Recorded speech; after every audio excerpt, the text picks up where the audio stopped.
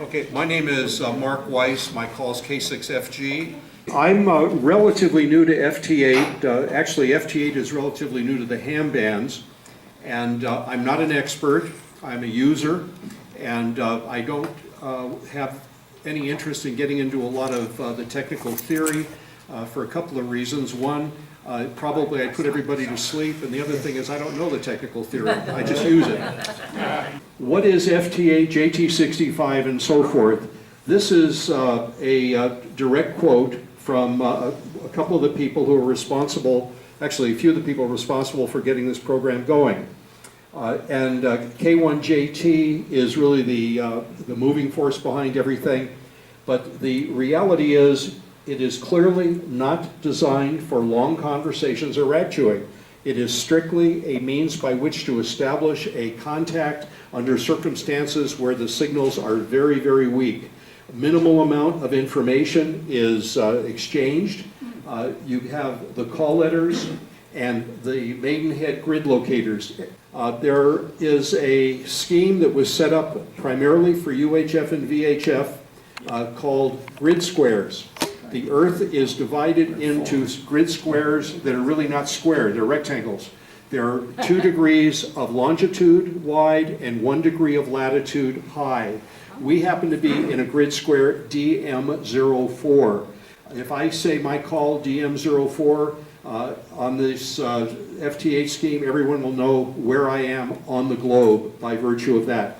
Anyway, we give signal reports and acknowledgments in very, very weak signal situations, and it's spectacular how it works. They are digital modes. They're for very, very weak signals, often 20 dB below the noise level, which is surprising. And there are many contacts I've had on JT8, JT65 and FT8 where the signal was absolutely unreadable on any other mode, either CW or sideband.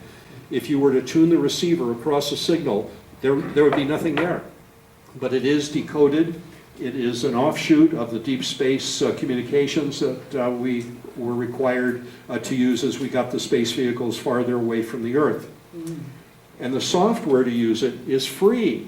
Okay, there are the 2 main modes. There's FT8 and JT65. JT65 was the only real weak signal mode that was used primarily for VHF and UHF. I used JT65 about a year ago and was absolutely blown away when I was able to work Europe on 6 meters using JT65 at times when it was impossible to work it on 6 meters using any other of the modes. JT65 was created by Joe Taylor, K1JT. It uses 65 tones. Here are the data, you can read it yourself. FT8 is not quite as deep in signal level that it will receive, but it's pretty close, and there's a new version that has just come out this week that is a little bit better. The FT8, well, the JT65, JT is from Joe Taylor, who's the guy who's the impetus behind it, K1JT. The 65 is 65 tones. FT8, the F stands for another guy, Steve Frank, who he and Joe Taylor put it together, and the 8 is because it uses 8 tones. It's not as wide a bandwidth, but the QSOs go much more quickly. Typically, JT65 takes 5 minutes per contact. FT8 can take as little as 1 minute per contact. The hardware. You've got to get audio in and out of the rig from the computer, and you must provide push-to-talk control of the rig from the computer. Now, if you already have hardware and software that operates on PSK31, RTTY, or any of the other digital modes, you've got it made. You have everything you need for the hardware. Anything that uses a sound card to talk to the radio is what you need. Many of the newer rigs have push-to-talk control and audio through a USB port, so you don't need any kind of an interface. The IC7300 and the 7610 both do that. I'm sure there are other radios out there that do it as well. Older rigs, however, require an interface between the computer and the rig. And there are a couple of major suppliers of those. The most popular one that everyone seems to use around, or tries to use, is West Mountain Radio's Rig Blasters. Anybody here heard of Rick Blasters? Okay, I've had very bad luck with them. They just, for whatever reason, I've always had issues, hasn't been reliable. I'm using SignalLink, which is modestly priced, about $100. It's idiot-proof, so I get along just fine with it. The software, WSJTX, what the devil is it? Well, WS is weak signal, JT is for K1JT. Who knows what the X is? I was hoping there might be something X-rated. I looked for days and I couldn't find anything there was. Experimental. Joe Taylor is a 1993 Physics Nobel Prize winner from Princeton. Very impressive credentials. A number of us saw him at the DX convention a few years ago. He was the banquet speaker. Okay, what is the software? What does it do? It's a repetitive sequence of tones, and you'll get to know what it sounds like once you get into it.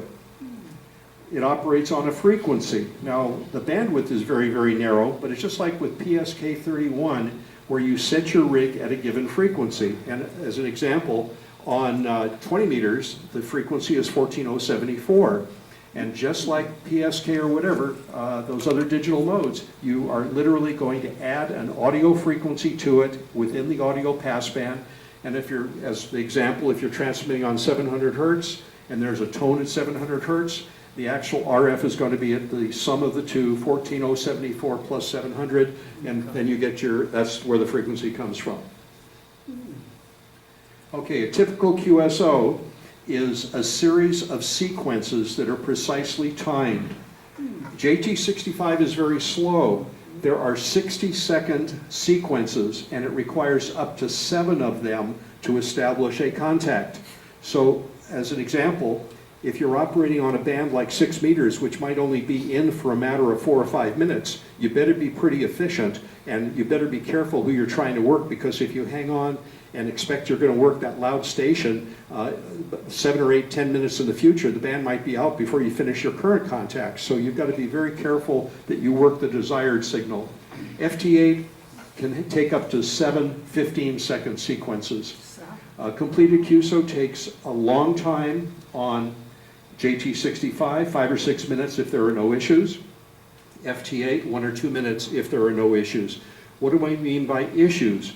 Well, if there's QRM on a frequency, the station at the other end might not be able to actually decode anybody, just get a lot of nonsense, and so the computer will not spit out any useful information. Or you might have somebody new to the mode who doesn't know what he's doing and doesn't know which keys to hit, which, it's just, you know, inexperience. And I've had situations where I, for instance, will initiate a CQ, and it'll go through on FT8, it might go through as many as 10 or 12 15-second sequences before a person who was in there calling me actually got to me. And it wasn't because of weak signal, it was just because of a number of whatever the issues are. The JT65 sequence, it's precise 60-second timing. The transmitting station transmits from 0 to 48 seconds. The receive station has 12 seconds to decode it and to make decisions. By decisions, I mean something like, should I call this sucker or should I not? And then you alternate sequences to complete a contact. And the sequences are precise. Now, I show here that you have 12 seconds to decode and make a decision, do I want to call him back? Well, FT8 works similarly, except instead of 60-second sequences, they are 15-second sequences. And let me go back to JT65 for a moment. I mentioned precise 60-second timing. Well, they're odd and even minutes. If I'm calling CQ on an even minute, then the other station is going to call me back on an odd minute. And so you have to define whether you're odd or even. And with regard to the FT8, it's the same thing. You have to determine whether or not you are going to be in the first quarter of a minute or the third or the second. You're either first or even, and it will alternate between transmit and receive at each quarter of a minute. You transmit for the first 13 seconds of the sequence. The remaining 2 seconds, the station on the other side must decode, and decide whether or not he's going to go back to you. So you've got to be right on top of it, and it's got to happen very, very fast. With FT8, the transmit and receive computers automatically set up and exchange their respective sequences. In fact, if you hear someone calling CQ, or you see someone calling CQ, then if it happens to be on the first quarter of the minute, then your rig will automatically transmit on the second quarter in response, and the two will alternate back and forth. The two look very much alike, the two modes, JT65 and FT8, and I've indicated that it's the 15-second sequences that really made FT8 fly, because JT65 is just too long.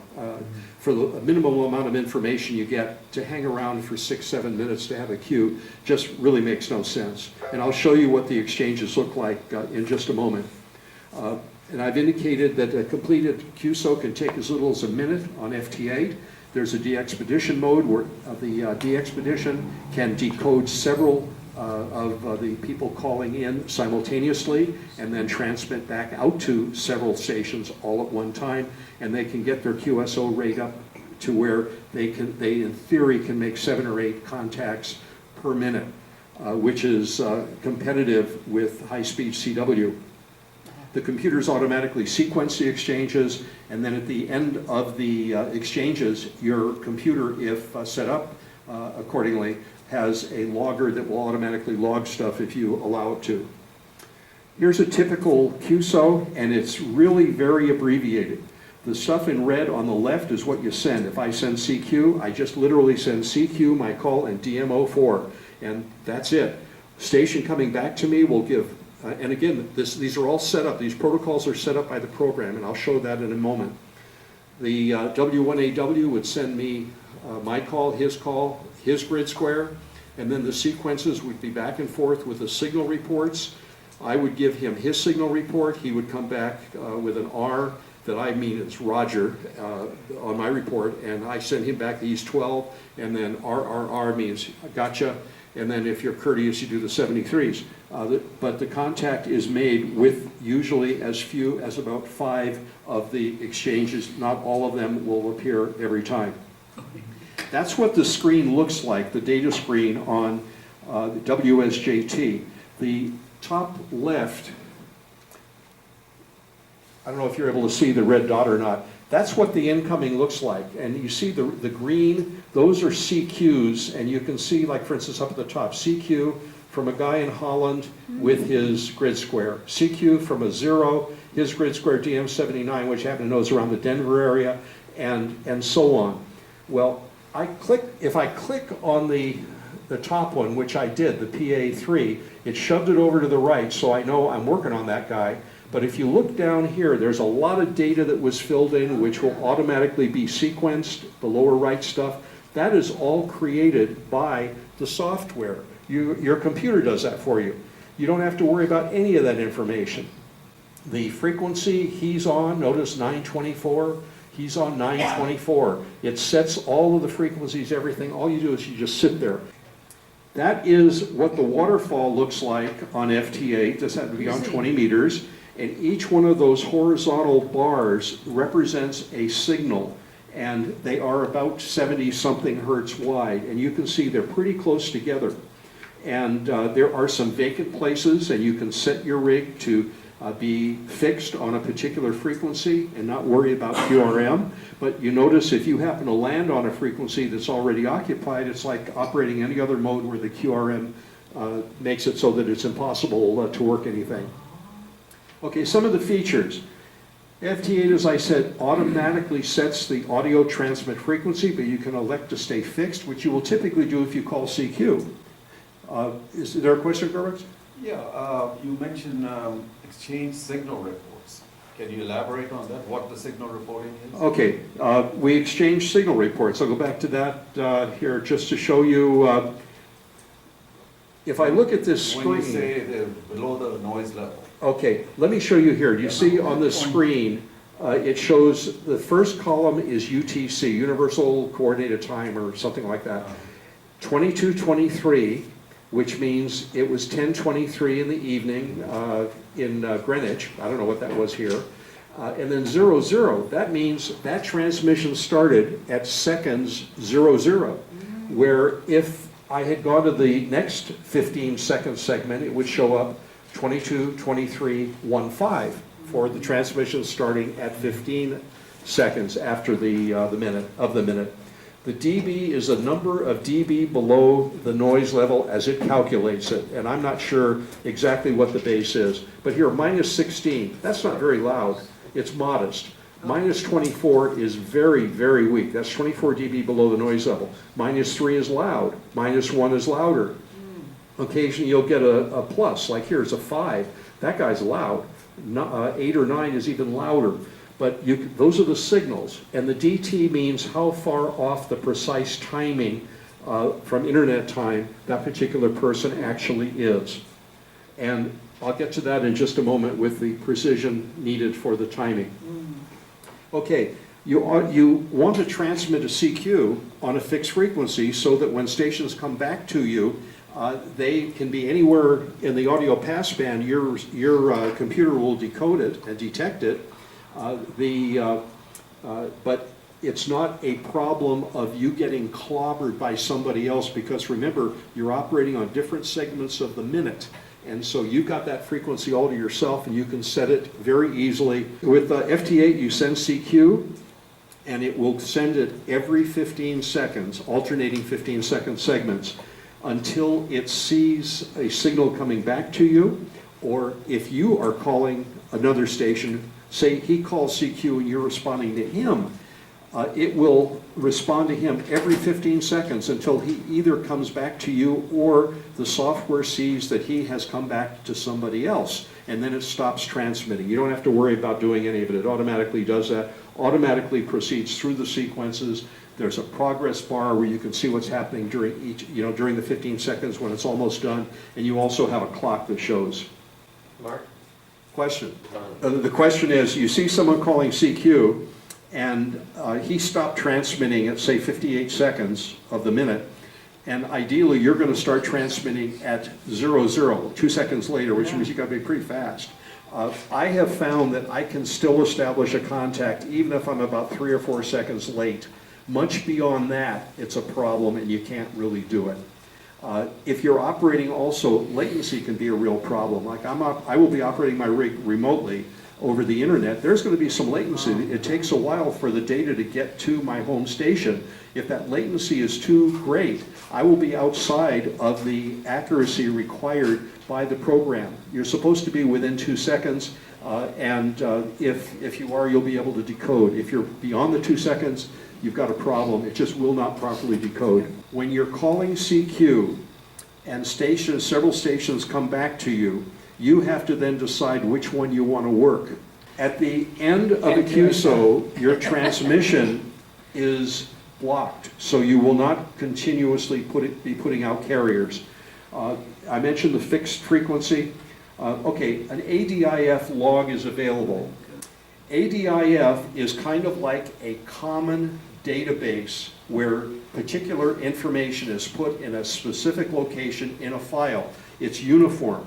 Most logging programs will either export to ADIF or import ADIF files.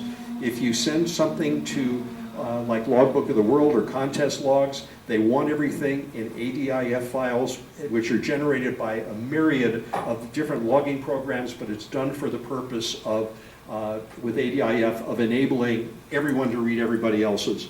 And it provides an ADIF log, and what I do is import it into my log, my main log, which is in a program called DX4Win, and it works very, very well. It's easy to do. Unfortunately, the program W6SDTX hides the location of the logging of its log into an obscure place. It's within the users on your main drive, and it's way down. It's about 4 or 5 levels down in subdirectories. And what I've done is create just a very simple an icon that just immediately goes to that location, so I can just hit an icon and I see what my log says. And I can also import as well by using a batch file in Windows to do that. Okay, some observations. A lot of critics say FT8 is not really ham radio. They claim it's just, computer to computer QSOs. And my attitude is, if you feel that way, just go away.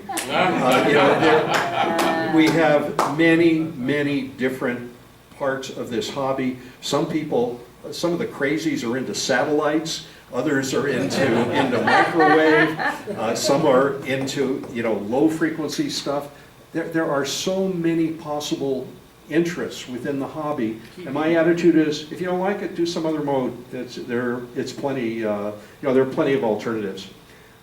One of the nice things with FT8 is it is possible to make QSOs on dead bands, where you get an indication of absolutely no signals on the band, and you go to the FT8 frequency, you see nothing, but you have your computer on, and golly, there are stations coming in, and you can work stations on dead bands. Now, the presence of strong FT8 signals, if they're strong, maybe the band is open enough to where you can work people on CW and sideband. I have done that on 6 meters. I've worked a slew of Far East stations, China, Japan, Russia, on 6 meters this season in the early summer. And some of them were very loud on FT8. They were, as loud as like -11, -12. Which meant I could copy them on CW. I popped down to the CW portion of 6 meters, and I was able to work some other stations on CW on 6 meters, which I never would have known were there, except for the fact FT8. QSLing, it can be very fast. Anyone here familiar with LOTW, Logbook of the World? Okay, a few.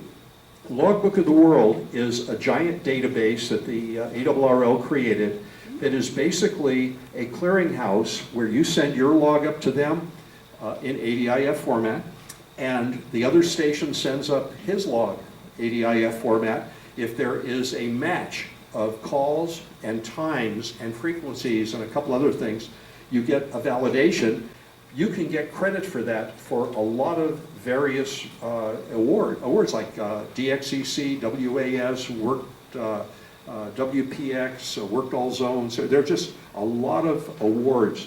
And the thing that I have found is that so many of the FT8 people are computer nerds. And computer nerds also love Logbook of the World.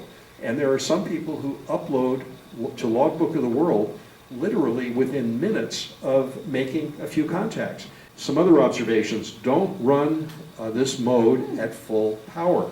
If you run it at your transmitter full power, you're going to cook your transmitter because it's 100% duty cycle, and most of the rigs can't handle that. So if you've got a 100-watt rig, you're nuts if you run more than 50 or 60 watts. Don't transmit tones below 300 hertz. Well, why would that be a problem? Many rigs, mine included, have a passband that chops everything off below 300 hertz.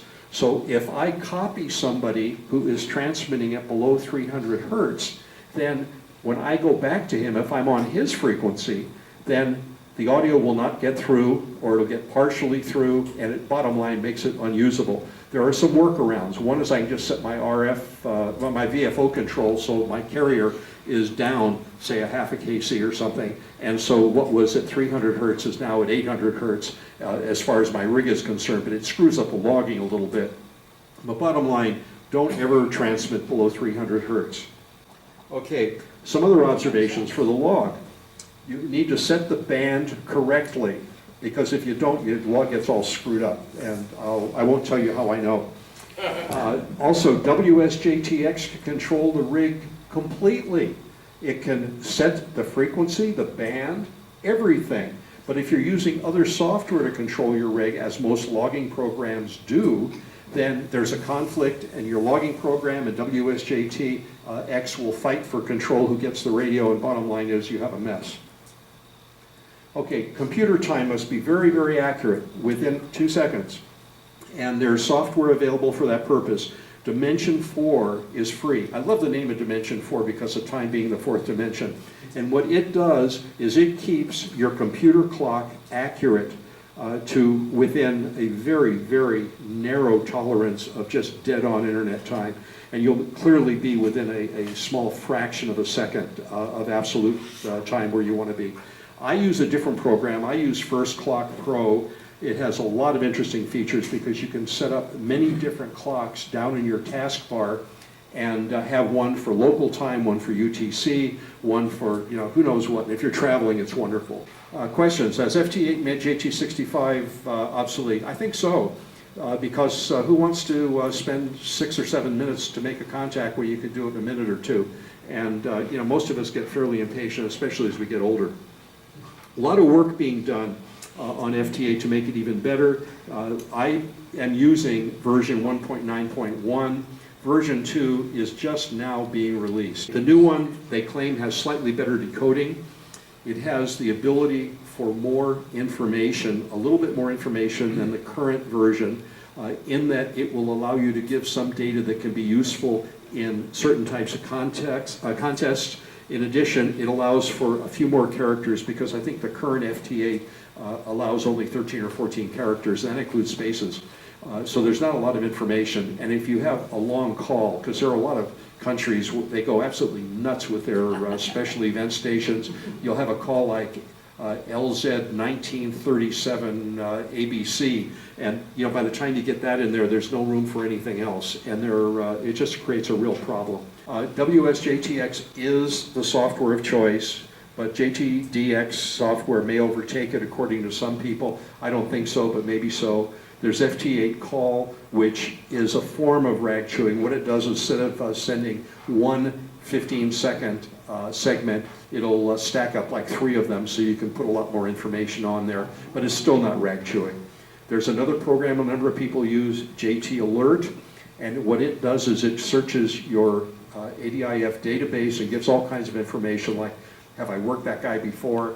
Do I need that country? Do I need that grid square? Do I need that state? All that kind of stuff. Okay, any questions?